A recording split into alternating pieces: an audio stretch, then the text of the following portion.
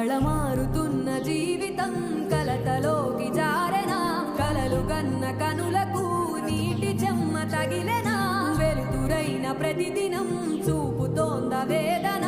అందమైన బతుకున